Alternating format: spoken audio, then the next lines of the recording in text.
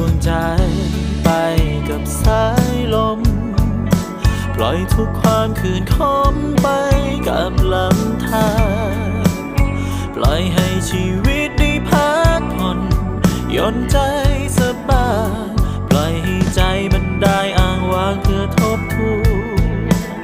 ปล่อยความคาดหวังที่กัดกินหัวใจปล่อยมันไปสิ่งไหนไม่ใช่ของเราปล่อยความผูกพันที่มันคอยวิ่งตามเป็นเงาความสุขนั้น